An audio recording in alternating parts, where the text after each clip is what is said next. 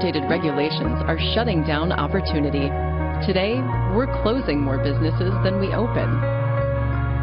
It's time for Washington to open up our economy for everyone. People who work hard deserve the opportunity to get it done.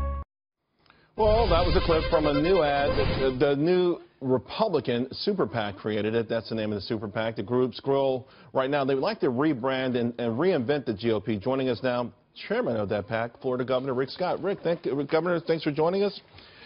When I see that, I see something that worked very well to propel Republicans into power on many state levels and, of course, in Washington, D.C. So where's the rebranding part? Because I think you won that message already.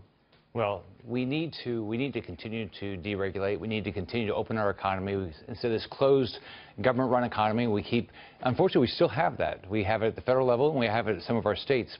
We've cut 20% of regulations in our state.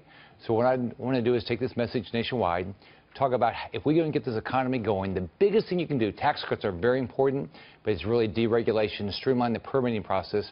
And then I want to reach out to younger voters, reach out to Hispanic voters.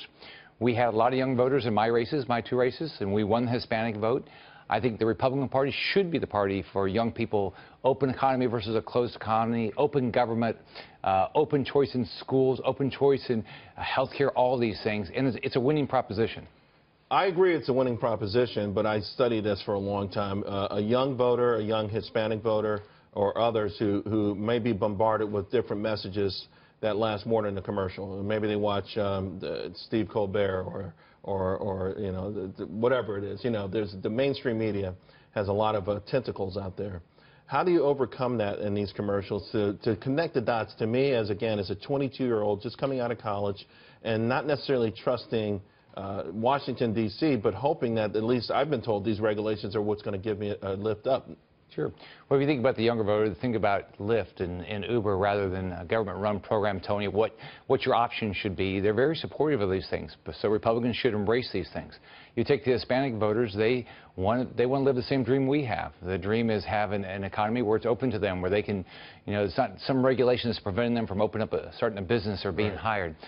In my two races, I did really well with the Hispanic vote. Well, Romney got about a quarter of the Hispanic vote. I got 50% of the Hispanic vote because I talked about the things that are important to them, and that's the same message that we're going to take nationwide. I think that's the key. You have to talk to people because a lot of folks don't know who they are with respect to political ideology because of the noise. But I do want to ask you another thing that's important because right now there's a lot of controversy surrounding the White House, the Comey firing, the Russian leak, Speaker Ryan saying no, it won't stall President Trump's agenda. Let's listen to what he had to say just earlier.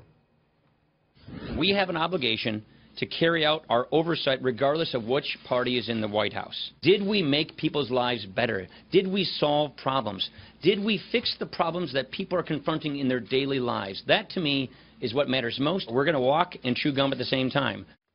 Walking and chewing gum at the same time, I don't know. A lot of people are wondering, can Congress really do it? I mean, the agenda is so obvious. They have the House, they have the Senate, they have the White House. What is taking it so long? Maybe I know, maybe expectations were high, but can they truly walk and chew gum at the same time? They better. They have to. I mean, look, there's always going to be chaos. They got elected to do a job. They got elected to turn this economy around. They got elected to fix health care. They've got to go do it now. That's what we have to do. At the state level, I have to do that every day. It doesn't matter what's going on. I have to go solve problems. Congress has to show up and solve problems. You know, when we look in our car mirrors, it says objects are, you know, closer than they appear. 2018 is probably closer than it appears right now. Well, you should be thinking, it's like I was in business all my life. If you want to have a good quarter, do well every day. If you want to have a good 2018, do well every day. Do your job every day. They should show up. They need to reform health care. They need to replace Obamacare. They need to cut taxes. They need to get rid of regulation. If you don't, and do it today, don't think about doing it tomorrow. If you don't, it'll be just like in business. Oh, gosh, I had a bad quarter because I didn't think about it every day. You should be thinking every day what you're going to get done. And getting it done. Governor Scott, thank you very, very much. Appreciate it.